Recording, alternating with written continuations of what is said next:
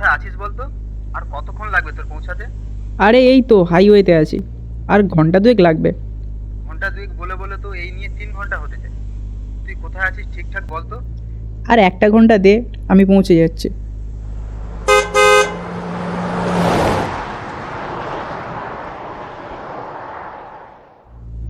ফোনটা কেটে দিয়ে নিজের আপন মনে গাড়ি চালাতে লাগলাম। অরূপ আমার ছোটোবেলার বন্ধু, আর কাল ওরই বিয়ে। সেই সুবাদেই আমাকে কলকাতা থেকে সিমলা যেতে হচ্ছে বিয়ের নিমন্ত্রণ রক্ষা করতে। এতটা লং ডিস্টেন্স বলে ওরা গতকালই সেখানে পৌঁছে গেছে। আমারও একসাথে যাওয়ার কথা ছিল, শুধুমাত্র অফিসের ছুটি না পাওয়াতে বিয়ের আগের দিন যেতে হচ্ছে।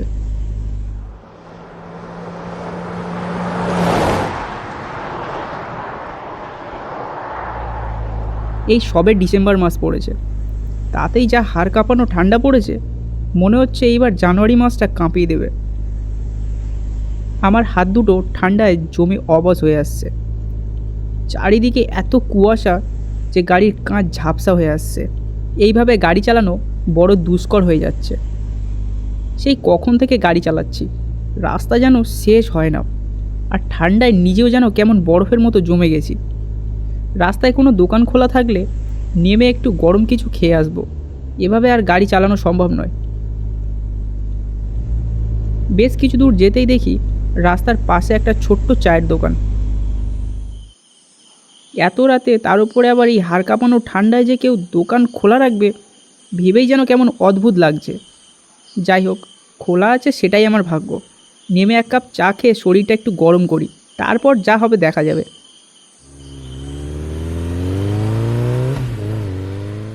গাড়িটা রাস্তার একপাশে সাইড করে রেখে চায়ের দোকানে গিয়ে বসলাম। বেশ ছোটোখাটো একটা দোকান, ভিতরে একটা হালকা মাঝারি রুগ্ন লোক নিজের আপন মনে চা বানাচ্ছে, আর রেডিওতে কি একটা ঝিমঝিমিয়ে গান শুনে যাচ্ছে।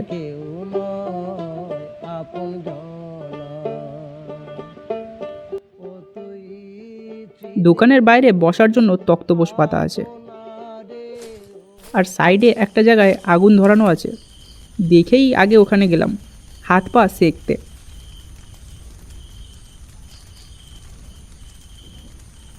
হাত পা সেঁকতে সেঁকতে দোকানদারকে বললাম, 1 কাপ চা দেবেন জেঠু? দোকানদার কোনো উত্তর দিল না, আপন মনে চা বানাচ্ছে। পরে আরেকবার বললাম, ও জেঠু, 1 কাপ চা দেবেন?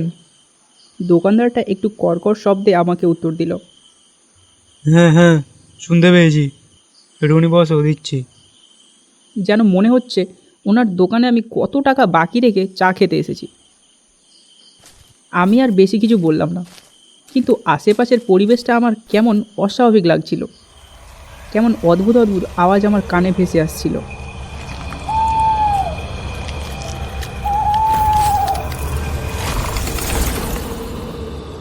এইসব কিছুর পরোয়া না করে আমি চা খাওয়ার জন্য বসে থাকলাম। হঠাৎ ফোনটা বেজে উঠল। দেখি অরূপ কল করছে। হ্যাঁ বল অরূপ। কোথায় আছিস বলতো?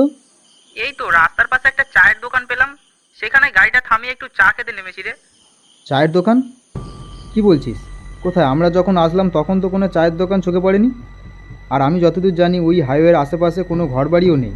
তাহলে চায়ের দোকানটা কোথা থেকে আসলো? হ্যাঁ, তাহলে রাতারাতি চায়ের দোকানটা উদয় হয়েছে বল। আরে ভাই, আমি কি রাত বিরেতে তোকে মিথ্যা কথা বলছি নাকি? আর এমনিতে আমি শুনেছি ওইখানে রাস্তাঘাট বেশি ভালো না। হ্যাঁ, এই তোর শুরু হলো উল্টোপাল্টা কথা বলা। শোন অরূপ, এমনিতেই অচেনা রাস্তা, তার উপর আমি একা ড্রাইভিং করছি, এমনভাবে ভয় দেখাস না তো। না রে, ভয় দেখাচ্ছি না। তুই তাড়াতাড়ি চা খেয়ে গাড়িতে ওঠ আর ওই দোকান থেকে তাড়াতাড়ি বেরিয়ে আয়। হ্যাঁ হ্যাঁ ঠিক আছে, আচ্ছা রাখছি এখন। এমনিতেই মনে মনে একটা ভয় ছিল, তারপর আবার অরূপের সাথে কথা বলে যেন ভয়টা আরও বেড়ে গেল। চারিদিকটা কেমন ঘুটঘুটে অন্ধকার, আর এই রকম রাস্তার পাশে একটা চায়ের দোকান, কেমন অদ্ভুত একটা ব্যাপার। ও জেঠু, আর কতক্ষণ লাগবে? হে মা, মা রে। হ্যাঁ বাবা, যাচ্ছি। দোকানদার আমার সাথে কোনো কথা না বলে কাকে যেন ডাকলো। একটা অল্প বয়সী মেয়ে ভিতর থেকে বেরিয়ে আসলো। দোকানের ভিতরের আলোটা একটু টিমটিম করে জ্বলছে, ভালো করে দেখা গেল না মেয়েটাকে। মেয়েটাকে দেখার জন্য মনটা কেমন ব্যাকুল হয়ে উঠল। আগুনের সামনে থেকে উঠে দোকানের দিকে এগিয়ে গেলাম। দেখি মেয়েটা আমার দিকে চায়ের কাপ হাতে নিয়ে এগিয়ে আসছে। কি অপূর্ব সুন্দর দেখতে মেয়েটি। লম্বা লম্বা চুলগুলো এলোমেলো হয়ে আছে, টানা টানা কাজল পড়া চোখ, কোমল হাসি আর দুধে আলতা গায়ের রং। আমি চোখ সরাতে পারলাম না মেয়েটার উপর থেকে। এক দৃশ্যে আমি তাকিয়ে আছি ওই অপ্সরার দিকে। মেয়েটা বলে উঠল, এই যে বাবু, আপনার চাটা ধরুন। আমার ঘোর ভাঙল মেয়েটির কথাতে। হ্যাঁ, সরি দিন। আমি চা নিয়ে তক্তপোষের উপরে বসলাম। মন চাইলো মেয়েটির সাথে আরও কিছুক্ষণ কথা বলি। জেঠু, মেয়েটি কে হয় আপনার? ওরা আমার মেয়ে কামিনী। বাবু, যদি কোনো কিছু দরকার হয় আমাকে বলবেন। কামিনীর কথা শেষ না হতে হতেই আমি বলে উঠলাম, কামিনী, আমাকে একটু জল দিও। যদিও জলের কোনো প্রয়োজন ছিল না আমার, কিন্তু কামিনীর সাথে কথা বলার জন্য জলটা চাইলাম।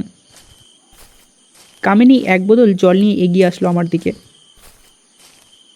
এই নিন বাবু, আপনার জল। হ্যাঁ, দাও। জলটা হাতে নিয়ে আমি তক্তপোষের উপরে রাখলাম। আমি নিজে থেকেই কামিনীকে জিজ্ঞাসা করলাম, কামিনী, তুমি কি করো? কামিনীর মুখ দেখে বুঝতে পারলাম আমার কথাটা তার কাছে একটু অস্বাভাবিক লেগেছে। কামিনী আমার মুখের দিকে কিছুক্ষণ তাকিয়ে থাকলো।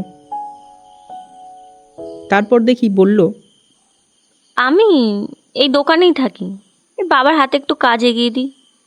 ও আচ্ছা। আপনি কোথায় যাচ্ছেন এত রাতে? আমি তো এই সিমলা যাচ্ছি একটা বন্ধুর বিয়েতে। ও, এত রাতে যাচ্ছেন? সাবধানে পৌঁছাতে পারবেন তো? কামিনীর এই প্রশ্নে আমার বুকের ভিতর কেমন তোলপাড় করে গেল। মনে হলো কামিনী আমার বড় আপন। ঠিক তখনই আমার ফোনটা বেজে উঠল। দেখি অরূপ ফোন করেছে। হ্যালো হ্যালো, কী রে, শুনতে পাচ্ছিস না?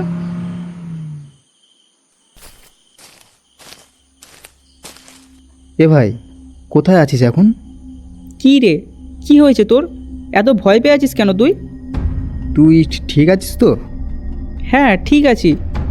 কেন, কি হয়েছে বলবি তো? তুই এখন আছিস কোথায়? আমি তো এখনও চায়ের দোকানেই আছি। কেন, কি হয়েছে? হিতেশ, তুই ভালোভাবে আমার কথাটা একটু শোন। আমি এখানে একটা জেঠুর সাথে কথা বলেছি। উনি বলেছেন যে ওই রাস্তায় এখন কোনো চায়ের দোকান নেই। তুই আবার শুরু করলি তো? আরে শোন তুই আগে আমার কথাটা। ওইখানে 5 বছর আগে একটাই চায়ের দোকান ছিল। বাবা মেয়ে মিলে সেই দোকান চালাতো। একদিন রাতে একটা লরি এসে সেই চায়ের দোকানে সজোরে ধাক্কা মারে।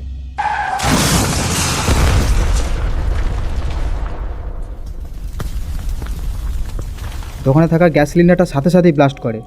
লরি চালক আর সেই দোকানে থাকা 2 জন সবাই মারা যায়। দোকানের নামটা কী যেন একটা ছিল, বেশ বললো।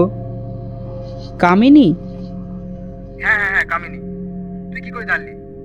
হিতেশ, তুই কি ওই দোকানেই আছিস? হ্যাঁ, আমি এই দোকানেই আছি। তুই এক্ষুনি বেরিয়ে যা এই দোকান থেকে। কি রে? হ্যালো হ্যালো, হিতেশ, এই হিতেশ। অরূপের কথা শুনে আমার পায়ের নিচের মাটি সরে গেল। ভয় আর ঠান্ডায় আমি যেন জমে যেতে লাগলাম। কি করব বুঝতে পারছি না। এতক্ষণ আমি যে কামিনীর সাথে কথা বলছিলাম, সে আসলে মানুষ না, আর ভাবতে পারছি না।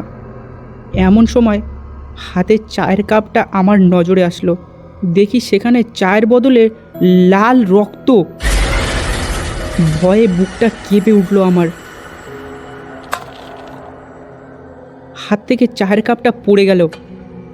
দোকানের দিকে তাকিয়ে দেখি কামিনী আমার দিকে তাকিয়ে আছে। কাজল কালো সুন্দর দুটি চোখ এখন কেমন রক্তের মতো লাল হয়ে আছে। মাথা থেকে অঝরে রক্ত পড়ছে। অমন সুন্দর কোমল শরীর এখন ক্ষত বিক্ষত হয়ে আছে। মায়ায় ভরা চোখ দুটো এখন রাগ, হিংসায়, প্রতিশোধে পরিপূর্ণ। কামিনী আমার দিকে এগিয়ে আসছে আর বলছে, চায়ের দাম না দিয়েই চলে যাচ্ছে? কামিনী, এটা কি সত্যি? আমি কি সত্যি দেখছি?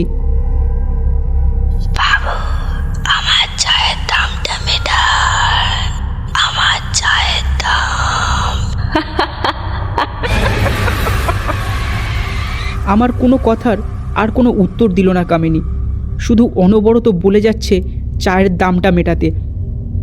তারপর দেখি কামিনী আর তার বাবা আমার দিকে এগিয়ে আসছে, তাদের ওই ভয়ঙ্কর রূপ নিয়ে। ক্ষতবিক্ষত হাতগুলো আমার দিকে তেড়ে আসছে। আমি কিছু বুঝতে পারছি না, নিজের জীবন বাঁচাতে গাড়ির দিকে ছুটে গেলাম। ঘুটঘুটে অন্ধকার আর কুয়াশায় ঢাকা চারদিকে গাড়িটা কোথায় রেখেছি কোনো কুল কিনারা পাচ্ছি না। পাগলের মতো ছুটে চলেছি গাড়িটার উদ্দেশ্যে। অবশেষে গাড়িটা খুঁজে পেয়েছি। সাথে সাথে গাড়িটার ভিতরে ঢুকে স্টার্ট দিয়ে গাড়িটা নিয়ে সেই রাস্তা থেকে বেরিয়ে গেলাম।